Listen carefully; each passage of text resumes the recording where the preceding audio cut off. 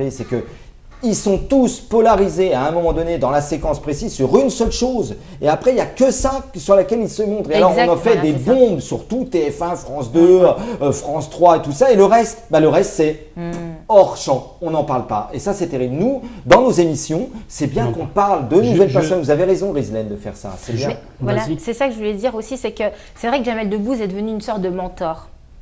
Hein, aujourd'hui, c'est quand même devenu quelqu'un qui lance les jeunes et qui donne l'opportunité à aller sur leur scène.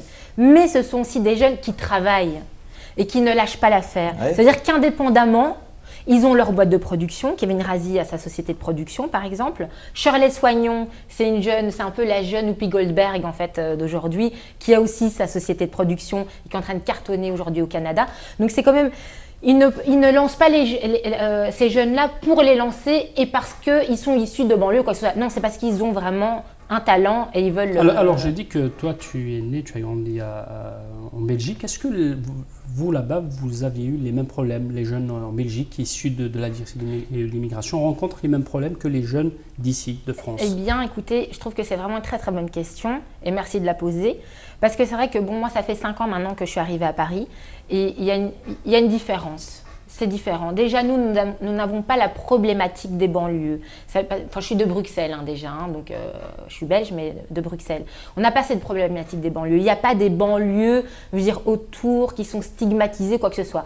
Après, c'est vrai qu'il y a une sorte de discrimination, de racisme, mais après, tout dépend aussi de comment on l'apprend au quotidien. Donc, moi, j'ai eu la chance aussi d'avoir une maman qui m'a toujours protégée, qui a essayé de me donner, je veux dire, un bon enseignement, donc en m'envoyant dans des bonnes écoles, mais il y a aussi cette problématique là-bas, entre guillemets, des écoles poubelles, où on essaye de mettre, par exemple, des jeunes, des jeunes issus, la ghettoisation, ça existe, mais différemment qu'à Paris, parce que déjà Bruxelles, c'est une plus petite ville, et la mentalité est différente. Là-bas, on est plus ouvert, il y a plus de chaleur, c'est différent. C'est vrai que Paris, c'est plus individualiste, c'est une ville plus de compétition. Donc voilà. Je crois qu'aussi, il faut dire la vérité, moi j'avais écrit un livre il y a 2 ans qui s'appelait L'homme sans Rolex, qu'est-ce que réussir sa vie en temps de crise, et j'avais monté un collectif qui s'appelait Coup de jeune, parce que je pense que la France avait besoin d'un coup de jeune. Et les choses sont claires, l'État français, et je pense que là il y a une responsabilité collective des politiques droite-gauche confondues,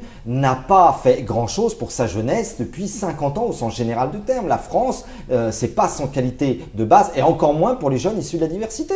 Parce qu'en France, quand tu es jeune, issu de la diversité, et encore pire banlieusard, me rendent, pour trouver du travail, c'est beaucoup plus difficile. Il y a une discrimination en France. Et d'ailleurs, on le voit parce que les bureaux d'aide à l'immigration, quand les jeunes, de ces jeunes-là dont je parle, et parfois Bac+5, Bac+7, quand ils vont qui au Canada, qui en Australie ou dans un autre pays, ils ont galéré pendant des années à trouver du travail dans leur secteur d'activité, ils en trouvent en 2 jours au Canada ou en Australie. Non, il y a un vrai problème en France. On a l'impression, même si on entend parler un peu de la Belgique, des musulmans, des Marocains, de la Hollande, de l'Allemagne avec les Turcs, mais on a l'impression que la France, c'est elle vraiment qui n'a pas réussi l'intégration. Oui, non mais la France a un problème parce qu'on vit sociologiquement, je pense que la France vit sur des anciens systèmes archaïques, très vieux, et là c'est un peu le psychosociologue qui parle, lié à la Troisième République. On a cru pendant longtemps, et c'était vrai pendant un temps, que l'école était un facteur d'ascenseur social, et ça l'a été en France. Ça l'a été, on va dire, tout le long de la Troisième République. On pouvait être issu des milieux ouvriers, des milieux agriculteurs, mais parce qu'on était bon à l'école. C'était le cas d'Albert Camus, je cite un exemple parmi des centaines de milliers, qui d'ailleurs avait grandi en Algérie, d'accord, et qui est devenu l'homme que vous connaissez, d'accord. Malheureusement, et d'ailleurs il y a eu beaucoup de livres de sociologues là-dessus, l'ascenseur social s'est cassé, s'est bloqué. C'est-à-dire l'école ne joue plus ce rôle-là. Et d'ailleurs, d'une certaine manière, malheureusement, les jeunes ont désinvesti. Et c'est assez terrible, hein. Et c'est pour ça qu'il faut faire un plan Marshall de la scolarité en France, parce que les jeunes ont désinvesti un peu, ils croient moins en moins à l'école, et ça c'est terrible. Moi je pense en fait, moi je suis d'accord avec vous, hein, parce que c'est vraiment une analyse aussi, je veux dire assez détaillée de la diversité en France et de comment on est intégré en France. Après je trouve que par ailleurs il devrait y avoir, je veux dire, un travail en amont. Donc chez les jeunes, je dirais, donc chez les enfants, c'est-à-dire les jeunes de 7 à 8 ans, 9, 10 ans. Donc déjà en amont, de leur permettre de croire en leurs rêves. Et par exemple, je pense qu'un jour nous avons parlé d'une jeune fille qui voulait devenir médecin et qui aujourd'hui est devenue médecin. Donc je pense que la France ou même la Belgique ou l'Europe donnent des opportunités. Donc l'opportunité de quoi? D'étudier, d'aller jusqu'au bout. Mais je pense aussi que ça doit être aussi d'un point de vue… vous êtes fort là-dedans, hein, de coaching. Donc ça veut dire, vous pouvez le faire. Moi, je suis vraiment, voilà, de motivation, d'optimisme. Voilà, je pense effectivement que vous avez raison, Rizlenia. Par exemple, sur une famille de X enfants issus de banlieue, il y en a un ou une qui va vraiment avoir très envie et qui va y arriver. C'est vrai. Pour ça que donc il n'y a pas de fatalité. Voilà. Il n'y a pas de fatalité. C'est ça. Il n'y a pas de fatalité. Pour moi, je suis pas pour ça. Et je suis pas non plus dans le rapport victimaire de ça. Après, il y a une situation, il y a un constat, c'est évident, mais travaillons pour que ce constat change. Et je trouve comme des chroniques, par exemple, comme Mille et une cultures ou votre travail aussi qui est super. Je trouve que ça peut être sympa parce que ça donne donc, voilà, ça donne la lumière à ces jeunes-là et aussi il y a vraiment ce côté associatif voilà, que j'adore. Et je trouve qu'en amont, donc dans les écoles de devoir, dans les associations, on doit parler je veux dire, aux jeunes Français.